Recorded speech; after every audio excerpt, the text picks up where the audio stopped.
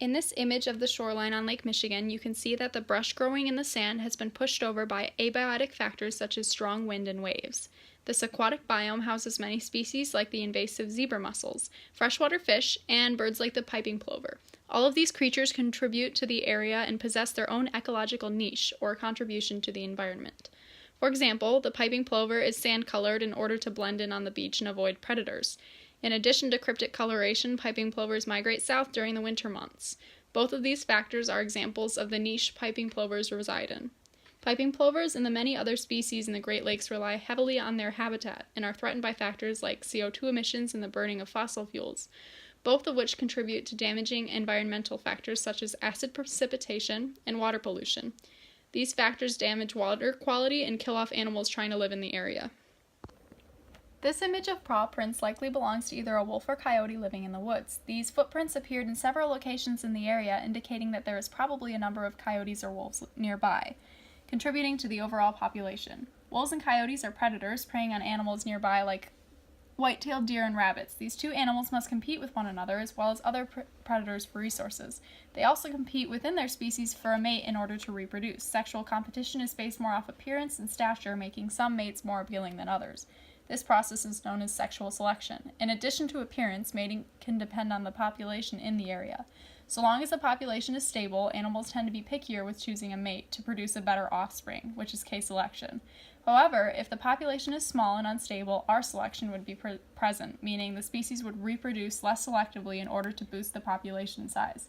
Another contributing factor to reproduction is the release of pheromones, molecules released into the environment by animals intended to communicate with others of the species. In addition to the previous image, we found deer tracks in another area of the forest. These separate tracks left by different species display the different groups of populations in the area that make up the community of this forest. This is also an example of species diversity, given that deer and wolves are very different animals and species. For example, deer are herbivory, plant-eating animals, where wolves are carnivorous, meat-eating animals. These diversities also contribute to the different levels of the food chain, the transfer of food energy up the trophic levels within a community. Beginning with plants, primary producers, which are then eaten by deer, primary consumers, which are then eaten by wolves, secondary consumers, which could then go on to be eaten by the top of the food chain, tertiary consumers, like bears. Wolves and bears or other carnivores also contribute to the community as keystone species by keeping other animal populations in check.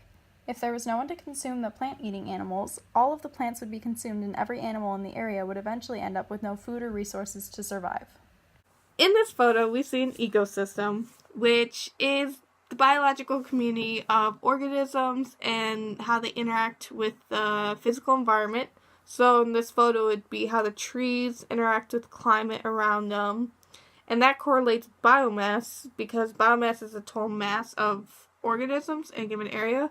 So you would measure out how many different types of trees there are in a certain area, so this forest, and that goes along with habitation, because that is the state or process of living in a particular place, so how trees grow in this forest and how they're able to do that. And lastly, it goes with terrestrial biomes, because it's different areas of forests, but they have the same climate, so they're able to grow separately but together.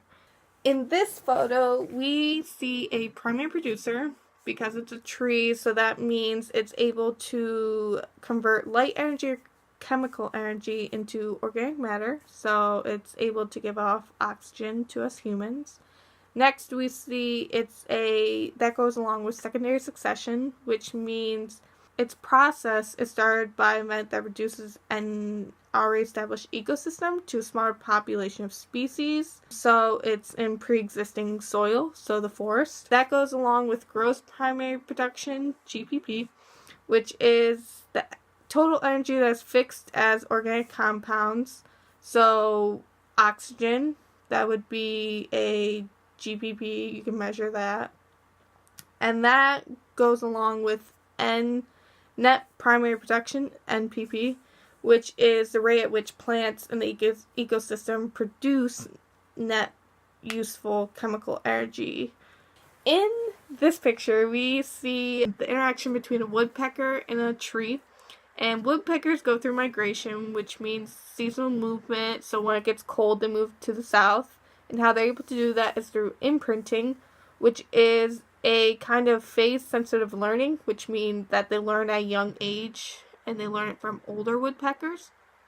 And we're able to find this out because the study of ecology, because that is when they study non-human animals and how their behaviors. You're also through sympathetic speciation. That is when how new and woodpeckers have evolved and have become more adapted and able to learn new things and find things better.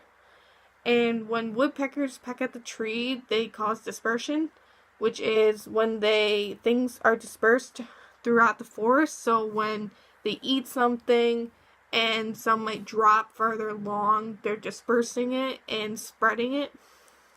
And lastly, with the tree, it goes through a nitrogen cycle, which how nitrogen is converted between various chemical forms. So the tree, how CO2 and O2 go through, so we're able to breathe, and other species. This tree is infected by beech bark disease. It is caused by a sap-feeding scale insect and nectria fungi, which is a pathogen because it leads to the disease and death of the tree. Infested trees appear to be covered in a white wool. The beech scale and nectria fungi are invasive species brought from Europe to Canada and have spread by wind, animals, and the human population to many states in the U.S. Beech bark disease is a parasitic relationship. Parasitism is one of the many interspecific interactions which also includes competition, mutualism, and other relationships between different species. It involves a parasite getting nutrients from a host which is harmed in the process. In beech bark disease, the scale insect and fungi benefit from the tree's nutrients while the trees are killed. Parasitic organisms are biotic factors because they are living and affect the populations around them. Human population growth can greatly affect ecosystems. Deforestation for things such as large parking lots or buildings can destroy habitats, which leads to declines in animal populations and in some cases endangered species. The human population also brings things such as factories and cars that release a lot of carbon emissions. While this is one part of the carbon cycle, along with cellular respiration and photosynthesis, too much can lead to climate change. Carbon is one of the greenhouse gases along with methane, nitrous oxide, and fluorinated gases that absorbs heat emitted from Earth's surface and radiates much of it back to Earth, preventing it from leaving our atmosphere. This is known as the greenhouse effect. The trapped heat can lead to global warming and changes in climate or long-term weather conditions. Earth's overall temperature will gradually rise, affecting all of Earth's ecosystems, also known as the biosphere. Aquatic biomes are characterized by their physical and chemical environments. It is the largest biome and can be divided into freshwater and saltwater regions. The lakes near and in Michigan are freshwater regions with low salt content. Aquatic biomes are divided into numerous zones. The photic zone is the top vertical layer or surface of the water where there is a lot of light for photosynthesis. This is where algae, phytoplankton, and plants such as pondweeds most often live. The aphotic zone lies beneath the photic zone and only gets a little light. Below both of these zones at the Earth's surface is the benthic zone, which is made up of sediments and has communities of organisms called benthos living in it. The narrow layer in oceans and most lakes that separate the warm upper layers from the cold deeper water is called the thermocline. Aquatic biomes are a large part of the water cycle. The water evaporates and then condenses and falls as precipitation. In Michigan, wind carries the clouds over land and we get precipitation most often in the form of rain or snow, depending on the season and temperature. Decomposers such as fungi, earthworms, and prokaryotes get their nutrients from detritus. Detritus is non-living organic material from things such as dead organisms, feces, fallen leaves, or wood. For example, the fungi in the above image is surviving on the material of the dead tree, and the worm is surviving on dead leaves. Decomposers are an essential part of all food webs. A food web is a system of interrelated food chains among an ecosystem. Decomposition is also a key process in the phosphorus cycle. Phosphorus from decomposition can be taken up by the plants and then be taken up by consumers.